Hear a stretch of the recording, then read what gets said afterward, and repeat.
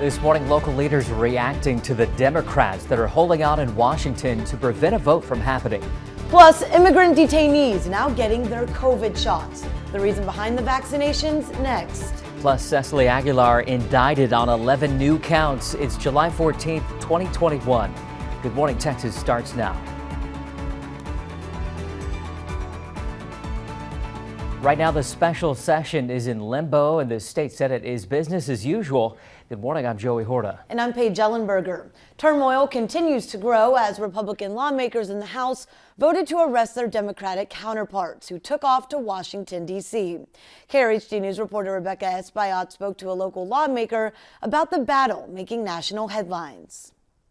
Texas Democrats in the House are so determined to stop a voting bill which they say suppresses voter rights, they went straight to the nation's capital to fight it. Republicans, meanwhile, say the Democrats are turning their backs on Texans. Tuesday was meant to be a day filled with House of Representatives voting on a variety of bills in Austin, but that plan was derailed when more than 50 of the Democratic representatives were missing. It was pretty disappointing that our colleagues would walk out on the citizens of Texas and not allow us to conduct our business. The Democratic representatives left for Washington, D.C. Monday after opposing legislation that would ban drive-through and 24-hour voting options and further restrict voting by mail.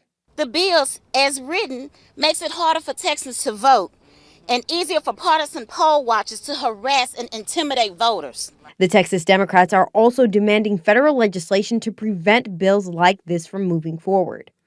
We are always going to push back against these sort of bigoted, racist, Jim Crow 2.0 style voting laws whenever you decide to bring them up. In a 76-4 vote, representatives back in Austin voted to authorize the arrests of the Democrats who took off for D.C. Lemon said opposing the bill did not warrant Democrats neglecting other bills on the table. Let's make sure we put our heads together and solve the problem for the citizens of Texas. And you don't do that by walking out on your duty. Now, it's worth noting that not every Texas House Democrat left the state. The Texas Tribune says Representatives Ryan Guillen of Rio Grande City, Tracy King of Batesville, Eddie Morales Jr. of Eagle Pass, and John Turner of Dallas stayed behind. Representative Morales told the Tribune that he supports his Democratic colleagues but felt his constituents expected him to stay behind. Meanwhile, arrest warrants are out today for the House Democrats who didn't report to the Capitol without a legitimate excuse. Members, the sergeants at arms and any officers appointed by him are directed to send for all absentees whose attendance is not excused for the purpose of securing and maintaining their attendance under warrant of arrest if necessary. Vice President Kamala Harris backing their move, which denies Governor Abbott a quorum in this special session to pass a measure which critics say will limit voting. Also happening on Capitol Hill, Senate Democrats have reached a deal on a $3.5 trillion budget package. That's in addition to the existing $600 million bipartisan effort that focuses on infrastructure projects.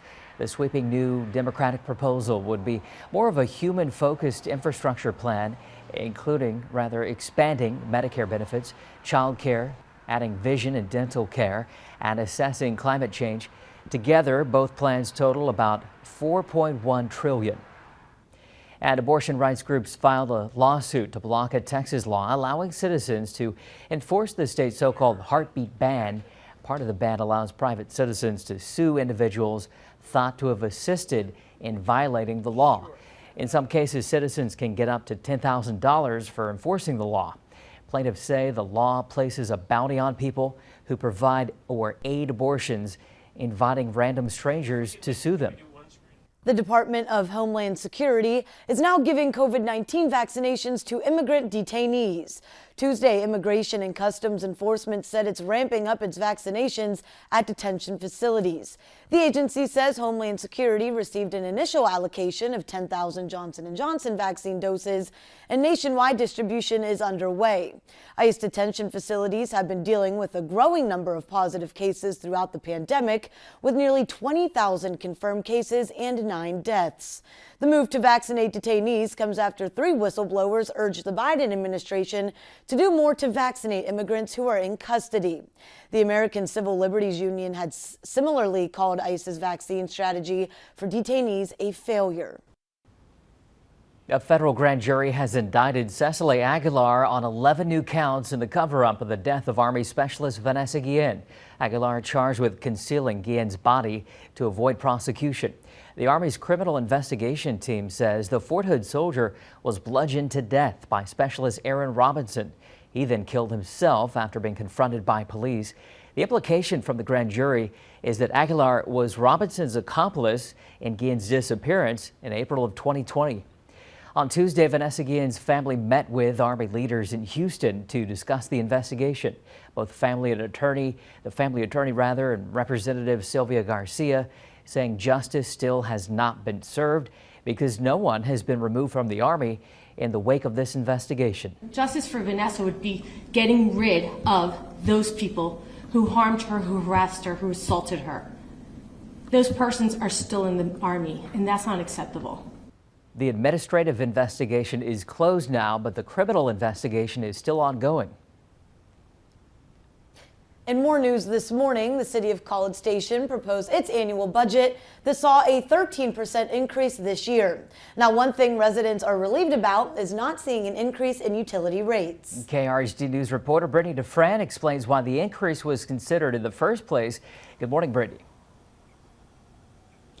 Good morning, Joey and Paige. Due to the ERCOT mishap during the winter storm, the city of College Station was faced with a hefty bill. But with this proposal, they hope to save residents from any more hardship.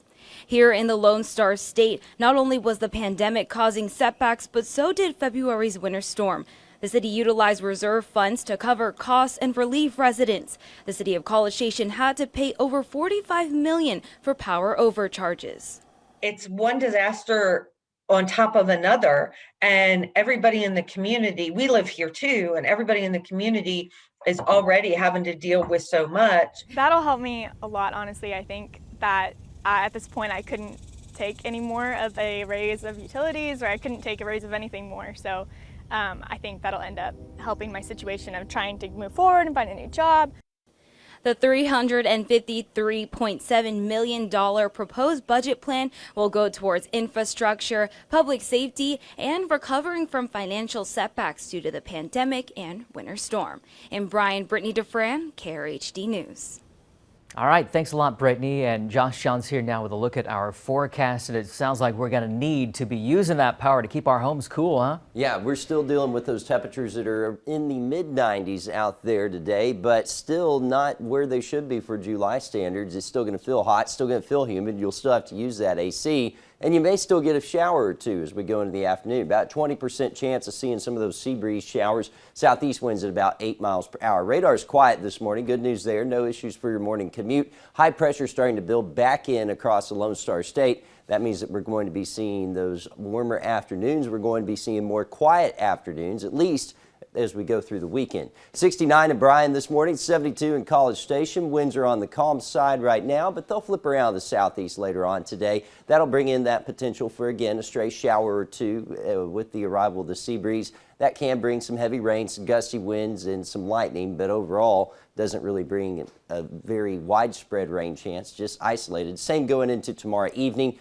and we'll continue that pattern going on into Friday as well. We'll stay dry for the most part for the weekend. As you look at extended future track, you'll notice that high pressure starting to build in, the things starting to clear out. But watch what happens later on next week. We're going to be tracking a cold front that'll actually be pushing to the south as we go into Monday and Tuesday, and that'll bring us a slight cool down and also bring back those rain chances, and we'll knock our temperatures back down below normal. Highs today, though, they near the upper 80s and lower 90s out there. Normally should be around 95 this time of year. We'll be calling for about 91 degrees. And then tonight dipping down into the lower 70s as you look at that 10-day forecast. 91 for your Wednesday. Same on Thursday. We'll increase the rain chance for Friday. A 30% chance of rain on Friday, a high of 90. For the weekend, we'll keep small rain chances in. These are just going to be of that same little isolated variety. 93 Sunday, 94 on Monday. More rain chances sneaking in for next week, though, bringing back the cool front that's going to knock us back down into the low 90s, maybe even the upper 80s there on Thursday.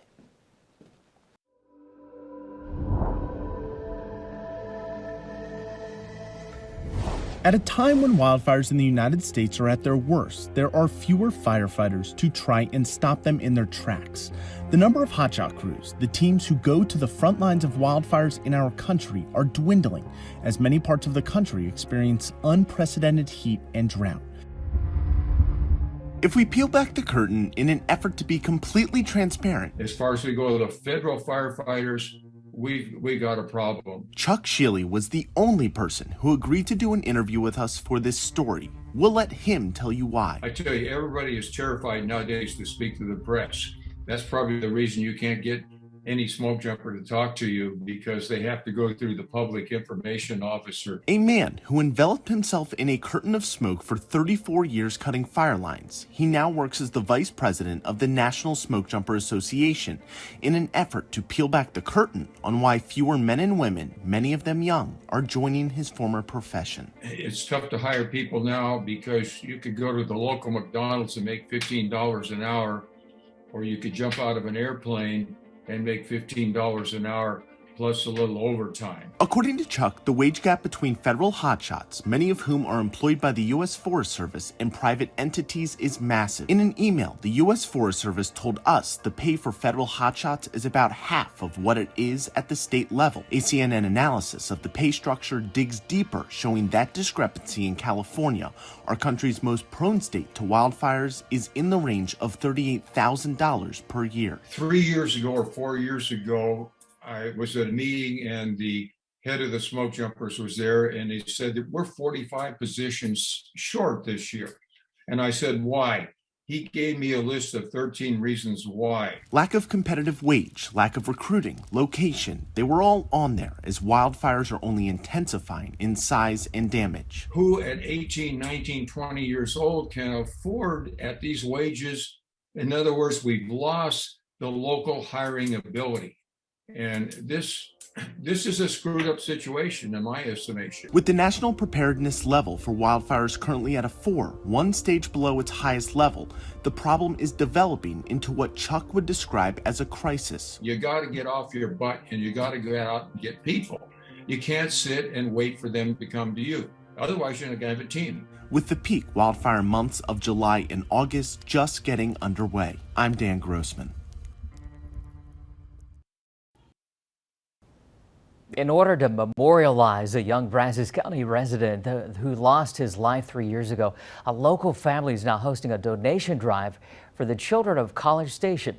KRHD reporter Rebecca Fiedler takes a look at Kicks for Kids. When a College Station teenager died in a car wreck in 2018, his family was devastated. But his special love for collecting shoes has inspired a community effort that could make a difference for so many students. Wendy Williams' son, Jason Wright, was killed in a car accident near Tyler in 2018. That day, the community lost not only a former football player for A&M Consolidated High School, but a friend and loving family member. As Wright's family searched for ways to cope during the grieving process, his mom reflected on one special interest the teen had. So one of the things that he started to love very early on, from age 10, was shoes. So when he got his first pair of shoes at our house, it was one of the most exciting things for him. And so as he got older, that just kind of was a bright spot, something to look forward to. With the help of some local connections, Jason Wright's family have started Kicks for Kids, a shoe drive benefiting College Station ISD's program, Chrissy's Closet. Pairs of newly purchased shoes, sized for kids and grown teenagers, can be donated all month at Elms Orthodontics in College Station, Daniel Stark Law Firm in Bryan, or Living Hope Church College Station. Anyone interested in honoring Jason Wright and giving shoes to students in need can also visit the Facebook page, Kicks for Kids BCS. Remembering Jason Wright. Reporting in Bryan, Rebecca Fiedler, KRHD News. If you're feeling a little under the weather this summer, you're not alone. Summer colds are popping up now that masks are coming down. Doctors say there are a handful of viruses going around since coronavirus restrictions have eased. Physicians say we typically see viruses like the common cold in the fall, but they're popping up off-season. Many health officials say they've noticed the recent rise in respiratory viruses, especially in young children. The CDC recently issued an advisory in the South due to an increase in RSV, which can be severe for babies and the elderly. Doctors say to stay healthy, it's always important to practice good hand washing and sanitizing, whether we're in the midst of a pandemic or not. Health experts say COVID-19 symptoms are often similar to those of a cold, and the best way to rule out COVID-19 infection and protect yourself from the virus is to get vaccinated.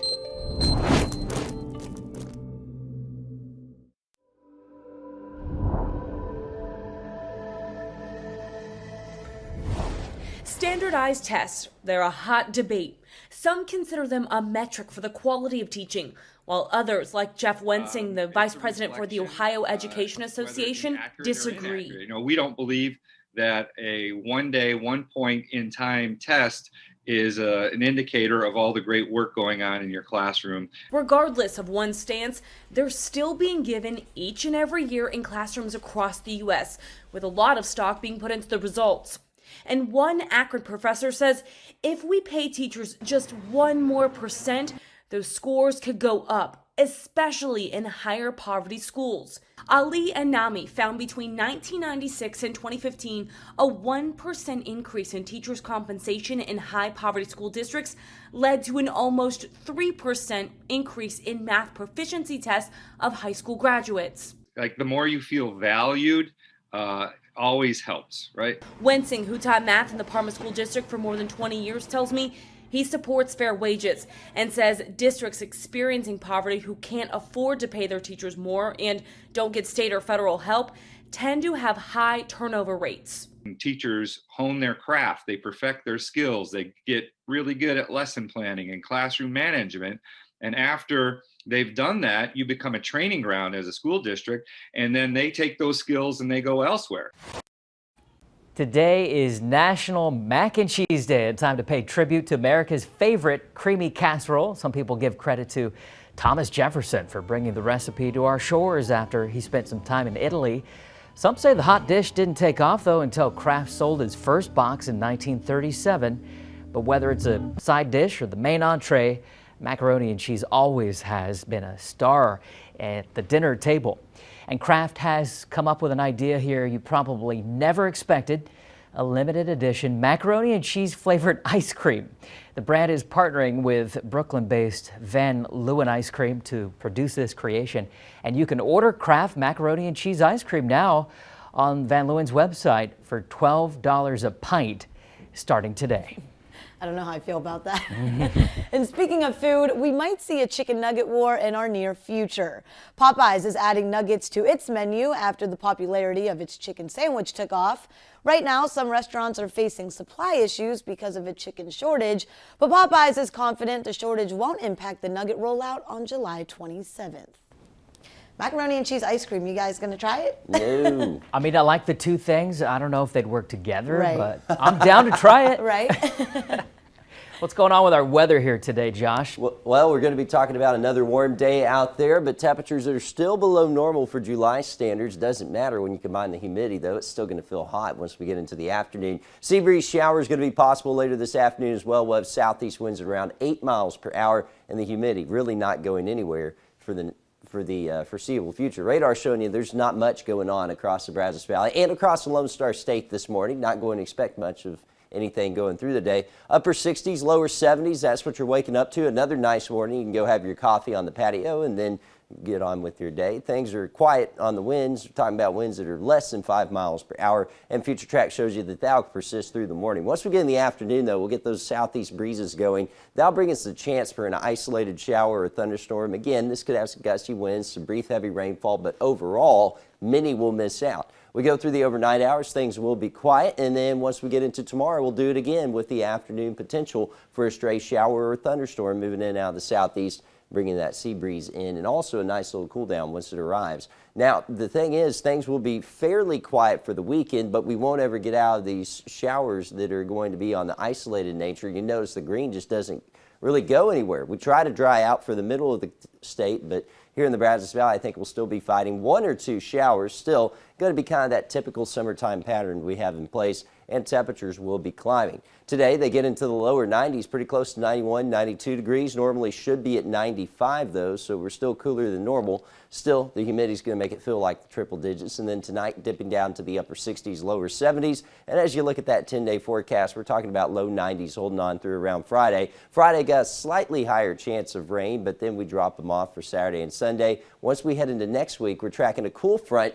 That cool front will knock us down to the lower 90s and bring slightly higher rain chances as well, with temperatures maybe even dipping into the 80s. That sounds like a treat right there. Right. Josh, thank you for that. Make sure you stick with us, Brazos Valley. Good Morning Texas. We'll be right back.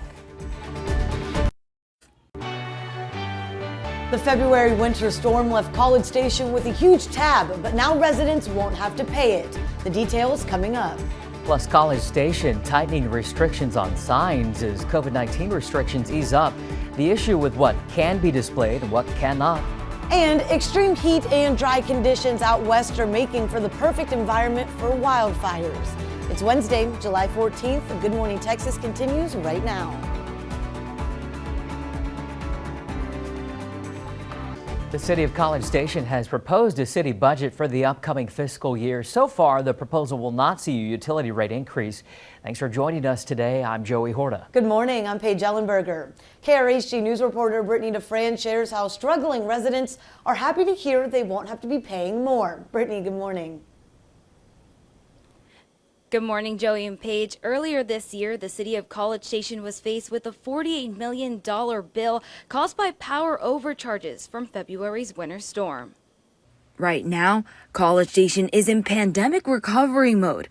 Alexis Besh graduated from Oklahoma in 2020 with a degree in psychology. After graduating, she had big plans. I had missionaries that I was going to go work with in the Czech Republic. It was going to be for a year. And that year, I was also going to be applying to grad schools so that when I came back, I could just go on to grad school and take care of my business.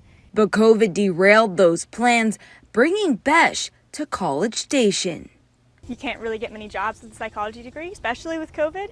So I worked at a grocery store, I worked at a daycare, I work at a cafe right now. Besh, along with millions of Americans, struggle to make ends meet. Here in the Lone Star State, not only was the pandemic causing setbacks, but so did the winter storm. $48,333,000. That is how much that we actually paid out the door. And that's for 2 pieces related to the storm. The power grid's failure to provide a reliable source of power caused a frenzy well after the storm. The city of College Station feared they would need to raise utility rates to help cover the costs. But if approved, according to the budget, they'll spare residents any more hardship.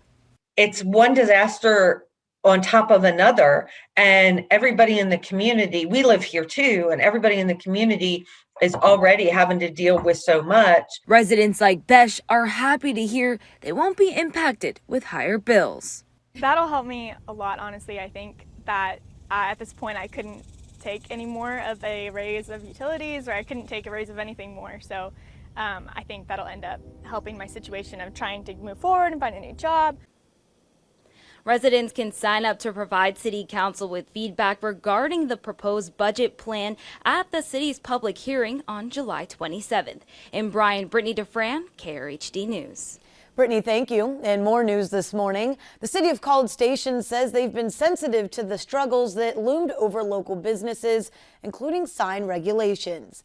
KRHD News reporter Hannah Kings explains why some signs are allowed, but some aren't.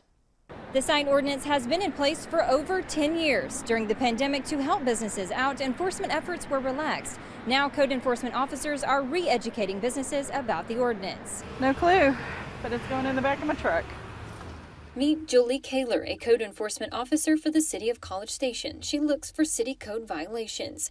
Whether it's weeds and grass, your trash cans being left out, open storage, or like we're talking about today, off-premise signs, temporary freestanding signs, illegal signs. Enforcement officers say the sign ordinance was relaxed as they let residents throughout the community know businesses were still here. Now that the governor has opened everything up at 100%, we're going out and reminding our businesses that the sign ordinance is still there and that they need to comply with that ordinance. We have a freestanding temporary off-premise sign at this intersection. Normally, we would contact this business, but since it's out of town, we're just going to go ahead and pick it up since it is an illegal sign. Kaler says the sign ordinance makes sure certain signs are permitted and the ones that are not allowed, like small temporary bandit signs, are not out cluttering and causing visual pollution within the community. So a sign that would have a permit would be this one right here. It's a permanent monument sign. Usually those get permitted when the business comes in and wants to start up and have something more permanent. Beside them, the garage sale sign, those are not permitted. Those are not allowed at all. If the city finds signs are in violation of the ordinance, they try to educate before trashing. Like what happened Tuesday morning on University Drive. The owner knew that the laws got relaxed, but was just kind of waiting for the reinforcement to say, hey, pick up those signs. So now I'm doing it. The last thing that we want to do is issue that citation. One sign at a time, Kaler is removing distractions and hazards against right-of-ways within our streets. Reporting in College Station, Henny King, KRHD News. President Joe Biden struggling to appoint a permanent leader of the Food and Drug Administration. Some Democrat senators don't support Acting Commissioner Janet Woodcock. They partly blame her past FDA work for the severity of the opioid crisis. It's unclear who else might be in the running to lead the agency. Those involved say it's taking time to find a qualified nominee. Meanwhile, out west, extreme heat and record drought are creating ripe conditions for 58 major wildfires. The Beckworth fire in California scorching nearly 90,000 acres so far, destroying homes and forcing families to flee. Up in Oregon, the Bootleg fire is threatening a major power grid connecting Oregon to California, and that fire has doubled in size every day for the last 3 days. It is that time of year again. So dry out there, Josh. They haven't seen a drop of rain in so long. Yeah, and yet here we are getting all the rain that we really can take at times. Yeah. And I mean, there's a reason for that. When the pattern sets up dry over them, we get a dip in the jet stream, we get our showers and thunderstorms, and that continues today. Well, they're asking me, can we send them some of our rain? Who's asking you? My friends and family over there. Oh, well, so can we do that? We've got plenty. You pack it up in a Yeah. FedEx box and Yeah. just ship it and see if it'll work. Right. I wish it was that easy. We do need to send them some, but unfortunately, it doesn't work that way. We're tracking the potential for more showers later on today. I think we'll be dry for most of your day, but by the afternoon could see a few of those sea breeze showers. About a 20% chance of rain today. Highs around the lower 90s. Radar is quiet this morning. Not expecting any issues. We do have a flood warning in effect for the Trinity River there near Madisonville, so still sitting on the high side just from all the rain that we've had. Not the only flood warning that's sitting over the Lone Star State either. You can see all those green dots. And then even flash flood watches out towards New Mexico. Even though they're dry in the west, you got that monsoonal moisture kicking in, and that's why they're seeing showers and thunderstorms start to flare up in New Mexico and also Arizona. Here, we're going to be just tracking the potential for some in the afternoon, but right now it's quiet. This is a nice morning. Upper 60s, lower 70s this morning. Have the coffee on the patio. Winds are calm too. Makes it real nice out there. Things are quiet for the most part today. Once we get in the afternoon, though, that's when we'll see that potential for a stray sea breeze shower or thunderstorm. Again, they bring the potential for some brief heavy rain, some gusty winds, and then they get out pretty quickly. Same going into tomorrow. Watch them once again for that chance going on into your Thursday as well. Now, extended future track shows you that this moisture just doesn't go anywhere. In fact, we'll see the sea breeze start to increase going into the weekend. So Friday will have a little bit of a higher chance of rain. High pressure tries to build in for Saturday and Sunday. We still keep the moisture around, so we'll keep isolated rain chances in place. And then we're even tracking a cold front for Tuesday, and that's actually going to raise our rain chances for next week. and put us in a little bit of a cooler pattern with temperatures going back down to the low 90s and upper 80s. Today, they're in the low 90s, 92 Bryan College Station, 90 in Calvert, 92 in Navasota, and then tonight dipping down into those low 70s. And as you look at that 10-day forecast, we'll call it a 20% chance of rain Wednesday and Thursday, 30% chance on Friday, a high near 90, mid-90s taking you through Sunday and Monday. Later on next week, though, where you got that cold front coming, look what it does. Back in the low 90s, maybe even upper 80s with higher rain chances trying to sneak back in. We all want what's best for our soldiers, and that includes feeding them to the best ability we can. A chef and restaurant owner in Colorado Springs is helping bridge the gap for culinary specialists who are in the military. The program takes soldiers out of the Army kitchen and gives them experience in a restaurant setting. We actually transition them into the civilian world to learn what it feels like to be a chef if they decide to retire, step out of the military. We grow produce, we grow nursery items, fresh cut flowers. We also do a lot of education and training for veterans. A veteran in Central Texas is helping feed families in his community. He's growing food to help fellow veterans and the community eat healthier at a more affordable price than the grocery stores. I'm trying to get quality product, to the locals, because I know what it's like to go buy groceries for folks. And so, better quality and at a lower price. The goal is to make transitioning into civilian life a little smoother and be self-sustaining. He says it is a way to support our nation's heroes after they take off the uniform. We've heard about the digital divide involving education and children during the pandemic, but there's another group also experiencing a communications gap. A nonprofit that works to support LGBT elders says the divide and isolation in the community was made worse over the past year and a half. Bill Meehan says the pandemic was a roller coaster that has seemingly no end. We found that doing a lot of stuff on Zoom was really good, except that many people didn't have the ability to go on Zoom, either because of lack of equipment or because of no connectivity. Bill hasn't had trouble with connectivity, but he knows plenty of people within his community who have. Those that are without these social networks. One of my neighbors is 80 years old, is legally blind, and speaks limited English. She has a son that comes to visit once a week, but she is, with her two birds, that's her universe right now. SAGE, the world's largest and oldest organization that's dedicated to improving lives of LGBT elders, is trying to lessen the digital divide. If they're a person of color and a person of trans experience, how are they navigating through this complexity of social service? It's very complicated. It's very complicated.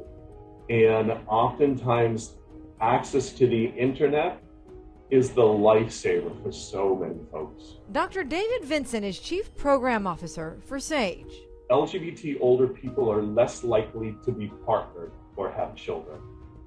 So 3 in 4 LGBT older people are concerned about not having enough support from their families or friends. They're 4 times less likely to have children and 2 times as likely to be single and living alone.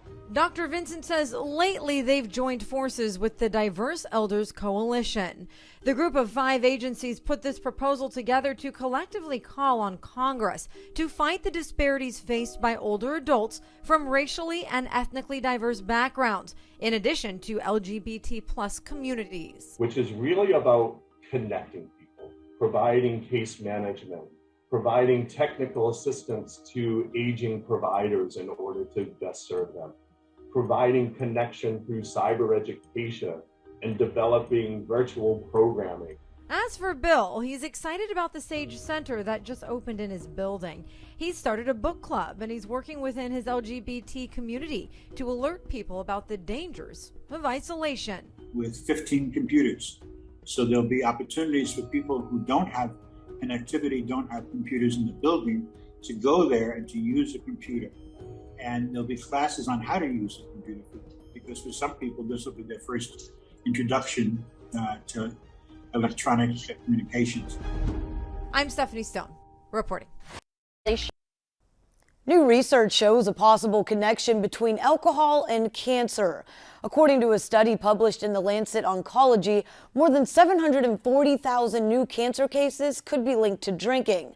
Now, those involved with the data say moderate intake, well, about 2 drinks per day, appear to account for 14% of cancer cases related to alcohol use, while heavy drinking, at least 6 drinks per day, related to 47%.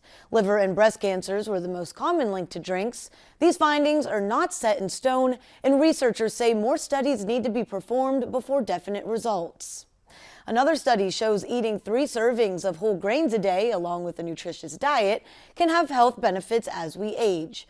Researchers at Tufts University found such foods can help control weight, blood pressure, and blood sugar levels. The report is out in the Journal of Nutrition.